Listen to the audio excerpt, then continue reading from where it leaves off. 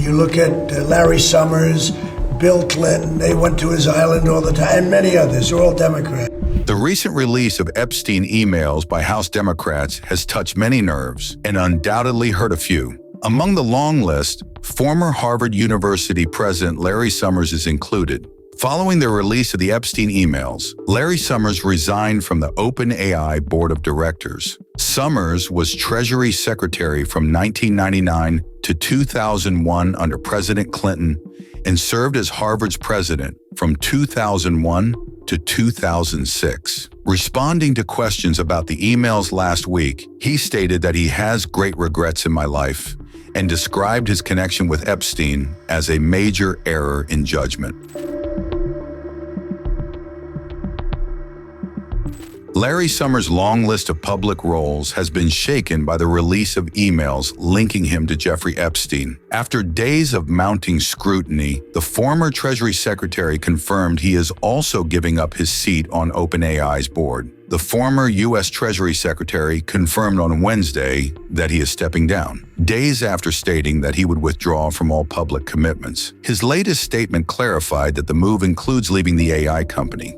In line with my announcement to step away from my public commitments, I have also decided to resign from the board of OpenAI. I am grateful for the opportunity to have served, excited about the potential of the company, and look forward to following their progress. Summers and OpenAI both confirmed to USA Today on November 19th that he would no longer serve on the board. Summers' resignation comes after the House Oversight and Government Reform Committee released more than 20,000 documents tied to Epstein's estate, including emails showing that Summers continued communicating with the disgraced financier. The release increased the pressure on Summers, who has been publicly criticized since the documents became available. According to a November 17 statement to the Harvard Crimson, Summers said, "I'm deeply ashamed of my actions and recognize the pain they have caused." He added, "I take full responsibility for my misguided decision to continue communicating with Mr. Epstein," and noted that he would be stepping back from public commitments while continuing his teaching duties, as reported by USA Today.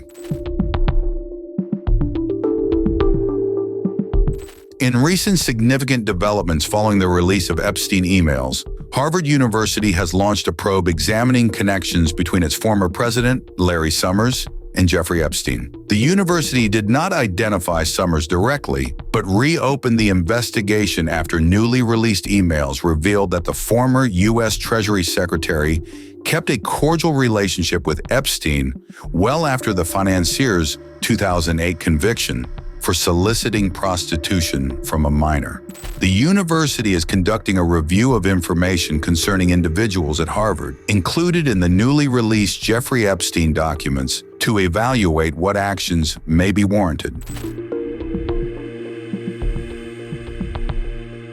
Amid the Epstein bill shakeup, here is what Trump said about Larry Summers' ties to Epstein.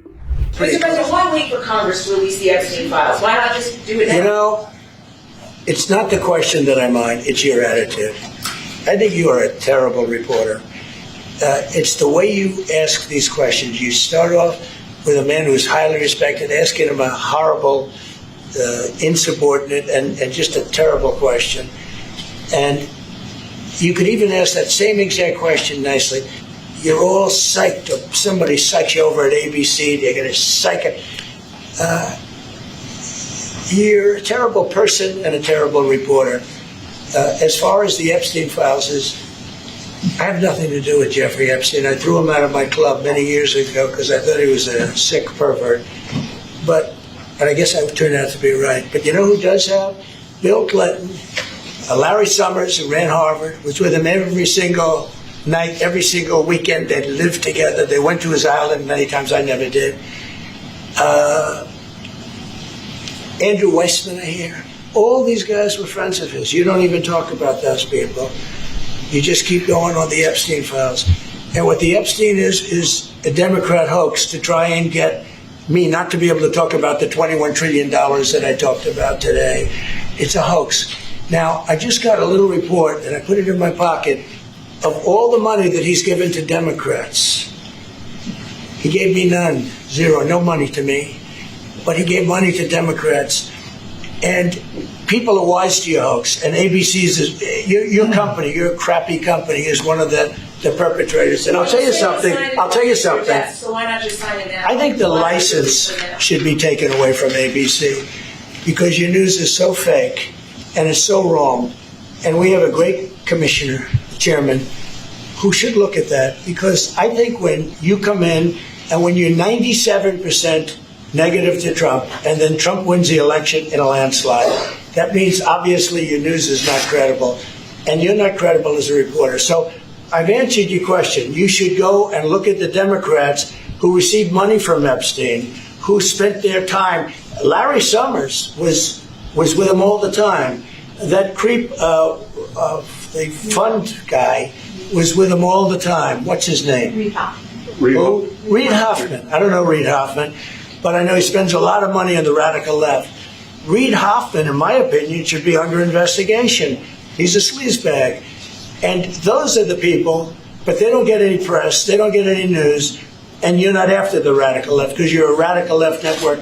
But I think the way you ask a question with the anger and the meanness is terrible. You got to go back and learn how to be a reporter. No more questions from you. Who else has a question? Friends, very quickly, I want to ask you, how much money is Saudi Arabia giving for Gaza reconstruction? When we have a discussion about that. Still, there is no amount being It'll be all right. named, but It'll be all right. we will definitely help. Yeah, he's going to. It's very important to him. And a quick follow-up, the International Security Force, given your pledge there will be no U.S. boots on the ground, what is the U.S. role going to be in that?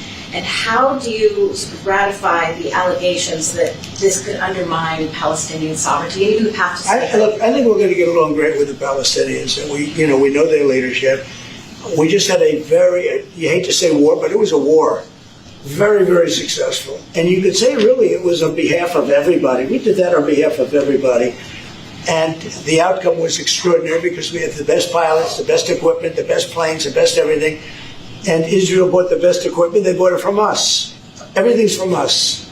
It all starts here. This office, I was talking to the Crown Prince a little while. You walk into this office, for somebody from the outside, the Oval Office, it's the most powerful place in the world. You're standing right now in the most powerful place in the world. And no matter how big you are, these are the biggest people, the richest people. They walk into this office. It's special, isn't it? Look at him. He's so happy to be here. But you walk into this office. It's the Oval Office. And we've done a lot of good with this office. I've stopped actually 8 wars. I appreciated your question before. But I've actually stopped 8 wars. I have another one to go with Putin. I'm a little surprised at Putin. It's taken longer than I thought. But we stopped India and Pakistan. I could go through the list. You know the list better than I do. I'm very proud. And I stopped one that was almost ready to start again. There was one that was ready to start, and they're doing very well. So it all took place right here in the Oval Office, whether by telephone or whether by they came in. Many of these leaders have come in, and they signed their peace deals right here in the Oval Office. So no matter if it's the biggest business people in the world or the greatest leaders in the world, the biggest leaders in the world